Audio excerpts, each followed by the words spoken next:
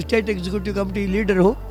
एक ऐसी ऊर्जा देता है कि जहाँ जहाँ हमारे मठ मंदिरों है, जहाँ जहाँ हम धुनी रमाते हैं। यमुना घाटी में रहता हूँ, यमुनोत्री से। जब समुद्र मंथन का टाइम में से ज्यादा नागा साधु लोग हिमालय में रहता है। 11-11.5 किलो का है लमसम। महाकुंभ की खूबसूरती अपनी भव्यता और दिव्यता से श्रद्धालुओं को मंत्रमुग्ध कर देती है। सूर्यास्त होते ही प्रयागराज की कुंभ नगरी में एक अद्भुत नजारा देखने को मिलता है, जहां रंग बिरंगी रोशनी, भजन कीर्तन की मधुर ध्वनियां और भक्ति में डूबे लोग एक सुर में मिलकर इस आध्यात्मिक अनुभव को और भी विशेष बना देते हैं, जो हर किसी के दिल में एक अनोखा एहसास छोड़ जाती है। यहाँ आए अलग अलग बाबा भी अपनी अलग ही आभा बिखेरते हुए नजर आ रहे हैं। आइए सुनते हैं उनकी जुबानी। इसी कड़ी में हम लोग आ गए हैं अगले महाराज जी के पास। जानेंगे महाराज जी से मेला के बारे में, और महाराज जी जो रुद्राक्ष ग्रहण किए हुए हैं इसकी महिमा के बारे में भी जानेंगे। रुद्राक्ष से कितना सुकून मनुष्य को मिलता है, तो महाराज जी से बात करते हैं इसके बारे में। नमो नमो महाराज जी। रुद्राक्ष के बारे में महाराज जी आप बताएं जो धारण किए हुए हैं। ऐसा है कि मैंने पवित्र गंगा यमुना सरस्वती की पवित्र गोद में बैठकर संकल्प लिया है कि 1108 रुद्राक्ष की माला मैंने सर पर रखा है, शिवलिंग बना है, गले में भी धारण किया है। तो मेरे को यहाँ जो लोगों को ठंडी लग रही है, आप लोगों को ठंडी लगती है, पवित्र धुना के सामने बैठकर ये रुद्राक्ष मेरे को एक ऐसी ऊर्जा देता है कि मैं यहाँ बैठकर बहुत अच्छा से भजन कर रहा हूँ, आनंद ले रहा हूँ यहाँ कुंभ का। महाराज जी का कहना है कि महाराज जी ने 1008 रुद्राक्ष के मालाओं को धारण किया हुआ है, और इस रुद्राक्ष की मालाओं की ये महिमा है कि महाराज जी देखें इतनी ठंडक में इसी प्रकार बैठे रहते हैं, ना तो इनको ठंडक लगती है और ना ही किसी और प्रकार की कभी समस्या होती है। तो ये रुद्राक्ष की महिमा है जिसके कारण महाराज जी को किसी भी प्रकार का परेशानी नहीं होता। तो रुद्राक्ष की महिमा अनुपम है। और महाराज जी से जानते हैं थोड़ा संगम के स्नान के बारे में, क्या महत्व है संगम पे स्नान करने का। गंगा यमुना की बहती अमृत धारा में जो हमारी हिंदुत्व की और भारतीय संस्कृति की जो आस्था है, वहाँ आकर आप लोग गंगा जी में डुबकी लगाने से हमारा जो शरीर है वो शरीर पवित्र हो जाता है।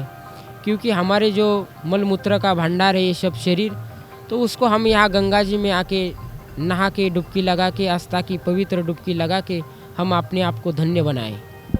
महाराज जी का कहना है कि गंगा स्नान से मनुष्य के जीवन में जो भी उन्होंने पाप किया हो या जो भी चीज़ें उनसे भूले चूक में गलतियां हो गई हैं उसका मोक्ष प्राप्त हो जाता है। तो ये गंगा जी की महिमा है कि यहाँ स्नान करने के बाद जो आदमी का कुकर्म है उसका फल उसको नहीं मिलता है, उसको अच्छे कार्यों का फल मिलने लगता है। इसी कड़ी में महाराज जी से और जानना चाहेंगे कि महाराज जी कहाँ से है, और जब ये संगम खत्म हो जाता है तो महाराज जी लोग कहाँ विलुप्त हो जाते हैं, कहाँ चले जाते हैं, और फिर संगम लगने पर वापस आ जाते हैं। थोड़ा महाराज जी से जानना चाहते हैं। ये ऐसा है कि हम लोग अलग अलग राज्य से आते हैं, लेकिन जब मेला लगता है तो हम लोगों को पता लगता है, तो हम लोग अपनी जहाँ जहाँ हमारे मठ मंदिरों है, जहाँ जहाँ हम धुनी रमाते हैं, वहाँ से हम लोग इस पवित्र कल्पवास करने के लिए गंगा मैया की गोद में आकर हम अपना भजन करते हैं और दर्शनार्थी को दर्शन देते हैं। इसी कड़ी में हम लोग आ गए हैं महाराज जी के पास, और महाराज जी से हम लोग जानना चाहेंगे कि जो संगम स्नान करने लोग आते हैं कुंभ में, अर्ध कुंभ में, महाकुंभ में, तो अर्ध महाकुंभ कुंभ में क्या अंतर हैं और उसकी क्या क्या विशेषताएं हैं, तो महाराज जी से इस बारे में कुछ आप लोगों तक पहुंचाते हैं जानकारी। कुंभ, महाकुंभ और अर्ध कुंभ क्या होता है। नमो नारायण। मेरा नाम है दिगंबर कृष्णगिरी। समाज में मुझे लोग बुलाता है बाबा गिरी महाराज बोल के। मैं हिमालय में रहता हूँ, यमुनोत्री से, यमुना घाटी में रहता हूँ, यमुनोत्री से 50 किलोमीटर पहले रहता हूँ। कुंभ ऐसा है 6 साल में एक बार आता है अर्ध कुंभ। कई जगहों में साल भी बनाता है बोल के सुना हूँ, लेकिन उसके लिए उतना प्रामुख्यता नहीं रहता। लेकिन 6 साल का कुंभ में हम भी आता है। 12 साल में आने वाला के लिए कुंभ बोलता है, और 144 का साल को आने वाला को महाकुंभ बोलता है। इस बार ये महाकुंभ है, और इसमें ये विशेषता है जब समुद्र मंथन का टाइम में दानवों ने और राक्षसों ने समुद्र मंथन किया, तभी 4 बूंदे का अमृत ने ये 4 जगहों में गिरा था। इसलिए उज्जैन, नासिक, प्रयागराज और हरिद्वार में ये कुंभ मेला चलता है। बाबा जी, जब ये कुंभ खत्म हो जाता है तो इसके बाद आप लोग विलुप्त हो जाते हैं, दिखाई नहीं देते समाज में। फिर कुंभ होता है तो आप लोग आते हैं। तो थोड़ा हमारे दर्शक जानना चाहते हैं कि जब कुंभ खत्म हो जाता है तो आप कहाँ जंगलों में चले जाते हैं या कहाँ चले जाते हैं? हाँ, आप इस कुंभ होने के बाद हमें 15-20 दिन का प्रोग्राम हमारा वाराणसी में रहता है। हमारा पूर्वजों का भंडार चलता है, उस टाइम में हमें जाना ही पड़ता है। और वहाँ से हमने हमारा स्थानों में चला जाता है। ज़्यादा से ज़्यादा नागा साधु लोग हिमालय में रहता है। और कई लोग अखाड़ा में रहता है, कोई का पद में रहता है, कोई मेहनत रहता है। और जिसको ये कुछ नहीं चाहिए, समाज से मैं सर्वसंग परित्यागी हूँ जो सोचता है, वो हिमालय में जाके अपनी तपस्या में रहता है। ऐसा जगह में हूँ मैं, उत्तराखंड नहीं देवभूमि है। वहाँ मैं 15 साल का एक्सपीरियंस में 5 साल मैं RSS में भी हूँ, स्टेट एग्जीक्यूटिव कमेटी लीडर हूँ। और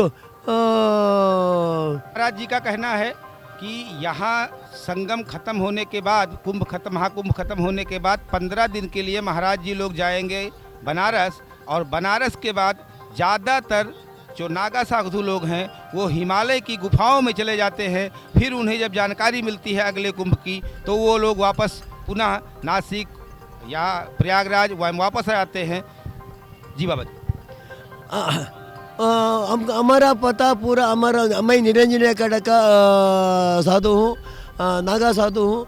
हमारा पता हमारा अखाड़ा में अपडेट करना पड़ता है। अपडेट कर दिया तो हमको पोस्ट में या किसी रूप से हमको हमारा निमंत्रण आता है, यहाँ से हमारा अखाड़ा से ही निमंत्रण आता है।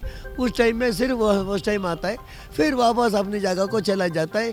ये नागा साधु लोग ऐसा है, जब भी निमंत्रण से आता है, ज़्यादा से ज़्यादा निमंत्रण से कहीं ना 1 साल 2 साल 3 साल का एक बार नीचे आता है। नहीं तो अपनी ध्यान में अपने गांव में, छोटा सा गांव रहता है वहाँ भी, उसके ऊपर कई जंगलों में बाबा जी लोग रहता है। वहाँ तो बहुत बाबा जी लोग रहता है। ये कुंभ का टाइम में ही बाहर निकलता है। पहले केदारनाथ रहते थे, अभी हम ये रुद्राज धारण किए हैं 2013 से। ये महाराज जी कितने रुद्राक्ष हैं जिसको धारण किए हैं आप? ये तो गिनती नहीं किया है, अनगिनत है। वही 11-11.5 किलो का है लमसम। महाराज जी का कहना है कि रुद्राक्ष की जो टोटल वेट है वो 11 से 11.5 किलो रुद्राक्ष का वेट है। अब महाराज जी थोड़ा इस रुद्राक्ष की महिमा के बारे में हमारे दर्शकों को थोड़ा सा बताइए आप। रुद्राक्ष की महिमा क्या है? सूर्य भगवान शिव जी के आंसुओं का रुद्राक्ष बना हुआ। जब भगवान शिव जी के रुद्र अवतार जो रोए थे, जब उनके अंदर दुख प्रकट हुआ था, तो उस समय आंखों से आंसू निकले, उसी का रुद्राक्ष बन गया था। महाराज जी का कहना है कि दुख के छड़ी में जब महादेव जी के आंसू निकले थे, तो उसी आंसू के बूंद से रुद्राक्ष बन गया था। और ये रुद्राक्ष की महिमा है। और इस रुद्राक्ष को धारण करने के बाद मनुष्य के अंदर वो शक्तियाँ प्राप्त हो जाती है कि जिससे वो किसी भी जन कल्याण को आराम से, जिसको भी आशीर्वाद दे दे, उसको पूरा हो जाता है। महाराज जी का से हम कहेंगे कि थोड़ा हमारे टीवी चैनल के दर्शकों को भी अपने तरफ से ऐसा आशीर्वाद दे जिससे वो हमेशा खुशहाल रहे।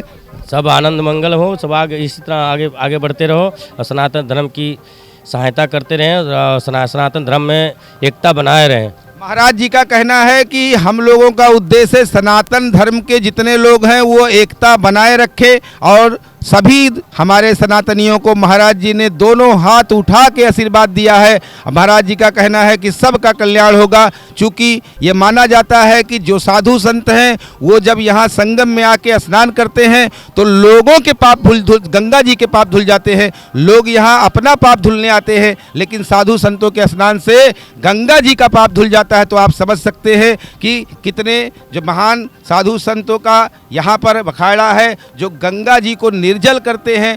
महाराज जी के भभूतों से गंगा जी निर्जल हो जाती हैं। और जो भी लोग यहाँ श्रद्धालु आते हैं अपने पाप को धोते हैं, उस पाप से गंगा जी मुक्ति पा जाती हैं। तो ऐसे हैं संगम नगरी के हमारे जो साधु संत हैं। और महाराज जी साधु, इसके बाद जब आप लोग संगम खत्म हो जाता है तो कहाँ चले जाते हैं महाराज जी इधर से जाना? लोग काशी जाएंगे। यहाँ से यहाँ के बजे प्रयाग कुंभ के बाद सब लोग काशी जाते हैं, वहाँ से होली करते हैं। होली करने के बाद सब अपने अपने स्थान पर प्रस्थान कर जाते हैं। महाराज जी का कहना है कि संगम खत्म होने के बाद जाएंगे महाराज जी लोग बनारस में, काशी में, वहाँ स्नान करेंगे। स्नान करने के बाद वहाँ एक होली का कार्यक्रम होगा। इसके बाद महाराज जी लोग जहाँ से आए हैं, हिमालय पर्वत से आए हैं, तो हिमालय पर्वत में चले जाएंगे और जहाँ जिसकी कुटिया है वो वहाँ पर वापस चले जाते हैं। जब न अगले साल फिर कुंभ लगता है जहाँ भी, वहाँ पर महाराज जी लोग प्रकट हो जाते हैं हमारे श्रद्धालुओं को अपने दर्शन देने के लिए, अपने आशीर्वाद देने के लिए। बहुत बहुत धन्यवाद महाराज जी। देश विदेश की ताज़ा खबर पाने के लिए हमारे चैनल NTV निष्पक्ष को सब्सक्राइब करें व बेल आइकन दबाना ना भूलें।